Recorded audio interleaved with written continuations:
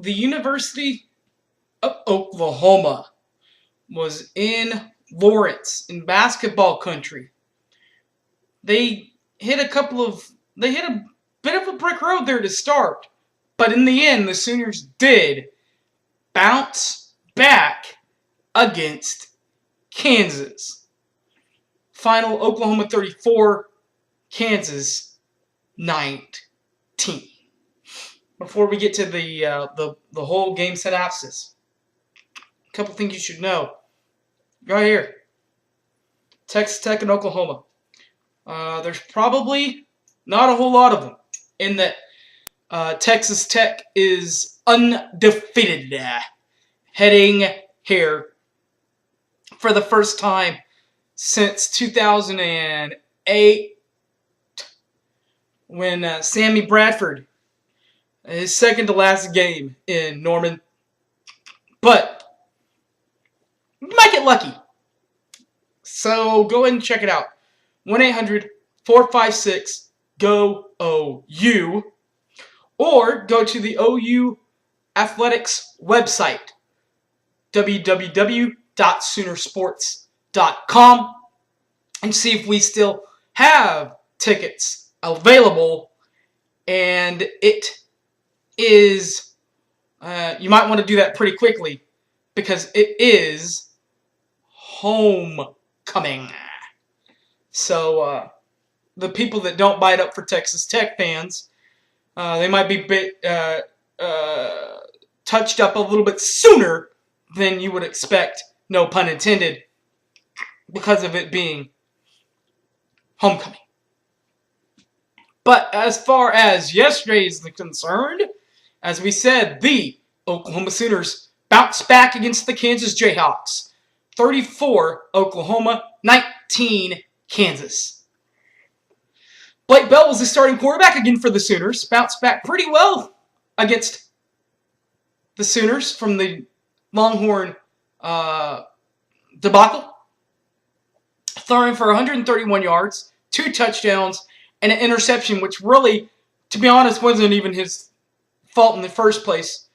Sterling probably could have caught it, but it was on 4th down. So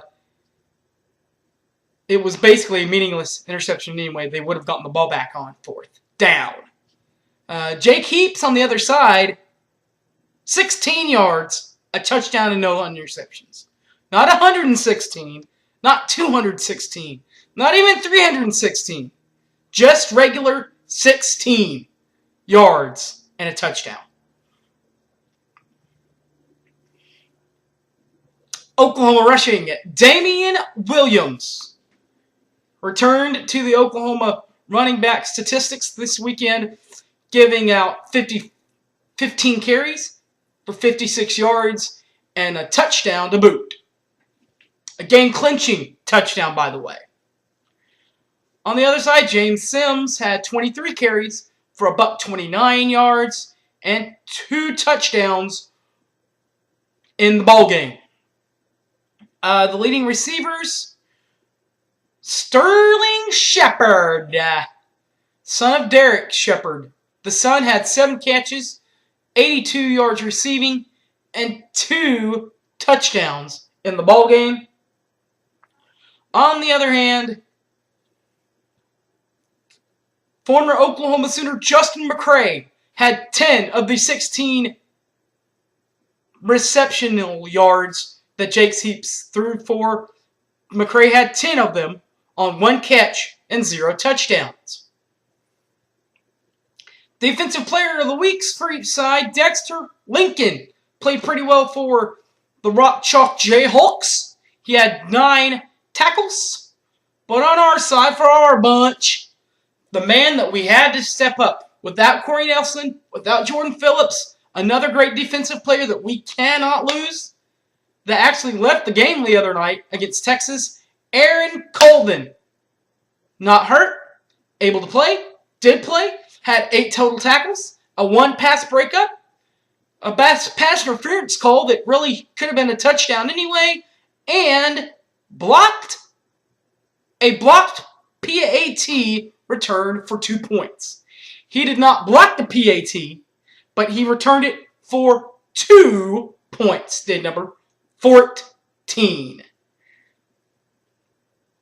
Michael Honeycutt once again adds his name to the record book. 1 for 1, 37 yards was his long and only field goal of the night, adding to his field goal record at the University of OU. The punting game, not all that great for either side, to be honest.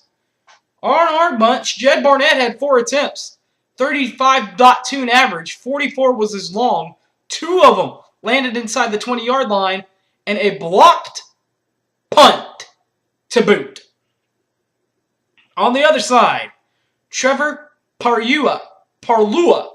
He's a pretty good punter in my mind, or in the nation's mind. He led the Big 12 and the nation in punting average. Went down a little bit from his 49 to 33.9 in average on 7 punts. 7 punts, 33.9 in average, about 34 yards of average. 52 was his long ball. He hit 1 of them inside the 20-yard line, and he also had a punt blocked that went for a touchdown, or safety. Not a touchdown, a safety. The lowlights of the first quarter start when Jake Heaps finds Jimmy Mundine with 8:23 left. 7-0 Kansas, looking for the upset special. The upset-minded JAyHawks weren't done. But that was all the scoring done in the first. In the second quarter, James Sims had an 11-yard touchdown run for another touchdown. 14:49 left in the game. 13-0 with a missed point after touchdown. But after that, it was time to hurdle the guys up. Center Gabe Eichard of Oklahoma brought over 4 fellow offensive linemen that I met over the summer, Bronson Irwin, and he said, "Look at this. We are trailing at Kansas. This is not good." So what do? Well, they hustle them up. They rally the troops, and Blake Bell gets them on the scoreboard. The Belldozer, Bell throws for 16 yards and finds the Jazz Hands guy. Remember the guy with the Jazz Hands, Jazz Reynolds? Found him. 7:05 left for a touchdown. Sooners 6-13 after Oklahoma's missed point after touchdown attempt.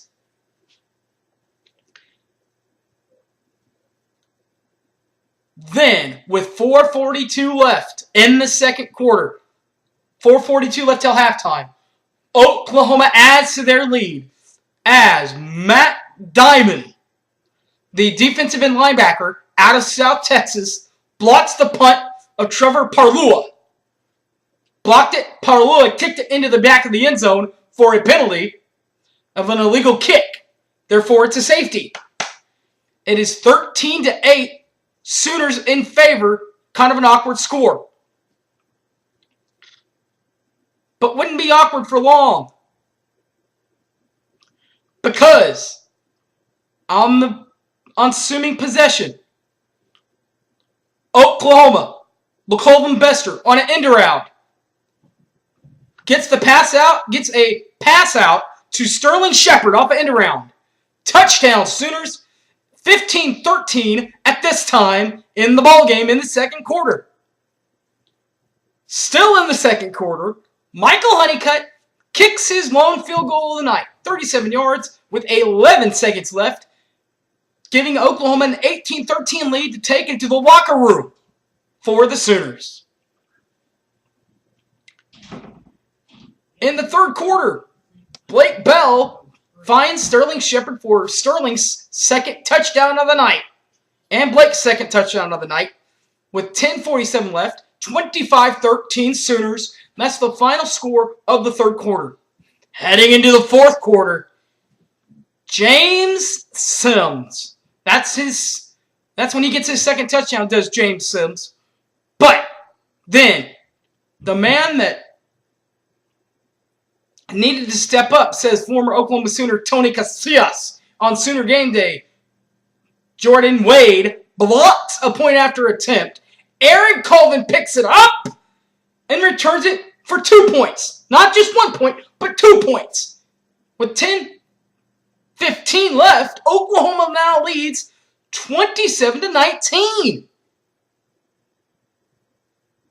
That is the second point after attempt blocked in 2 games for the Sooners.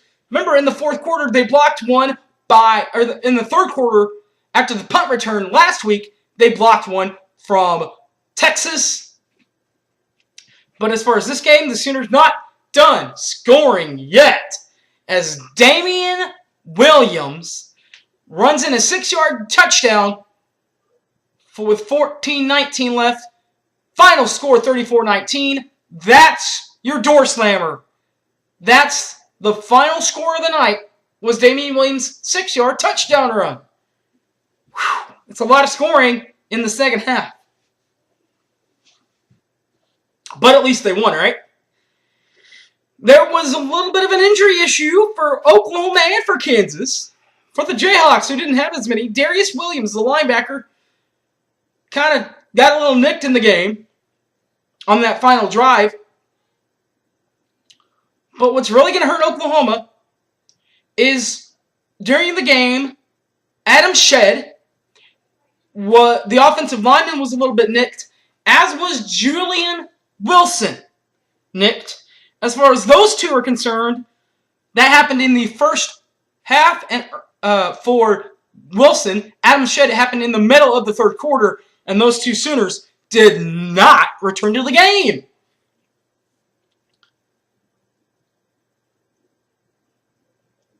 The game of the night here was awesome. It was a good game. It was a clean game, clean played by both teams, pretty much. Hype of the game was the end-around touchdown pass from LaColton Bester to Sterling Shepard in the second quarter to give the Sooners a 15-13 lead, which added to their 13-8 lead. The Stooksy stop of the night was a second and 10. They're stuck at the 29-yard line, and Eric Stryker knocks back Jake Keeps to the 37-yard line. Third down was an incomplete pass, so 29-yard line, 29 to 39. It could have been a simple-looking field goal, but 39 to 49 could have been a field goal. 37 to 47, a little bit of a longer field goal. So what they ended up doing was punting in that set. And the special teams play of the game. We usually don't do these, but I mean but this was the first time this has happened. Matt Diamond blocks a punt for a safety. Last time the Sooners blocked a punt for a safety, Texas A&M and a College Station, and that was done by Corey Nelson. Sooners did end up losing that game 33-19 in 2010. 3 main goals for this team. Offensively, don't make mistakes.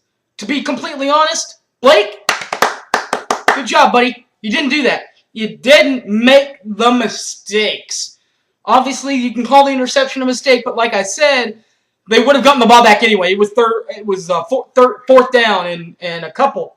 So regardless, they would have gotten the ball back there anyways. So I'm not going to put that entirely on you, bud. Defensively, we said that they had to stop the draws and stop the big plays. They did that after the first quarter, to be honest. They really did. They solidified that up. Only 16 yards receiving.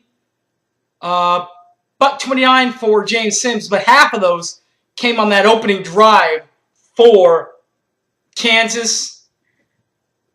Special teams do get good field position. They got good field position. Obviously, Michael Honeycutt 1 for 1 on his field goals. Did miss a PAT. That's not good. But it is only his first miss, so I think he'll bounce back. Jed Barnett, 2 punts inside the 20-yard line. Good job, buddy. But you did have it blocked. Not so good of a job. Even Nick Hodgson had a kind of an off night. He had 6 total kickoffs with all the scoring done, but only 2 of them were knocked out of the end zone, and he did have 1 kick out of bounds.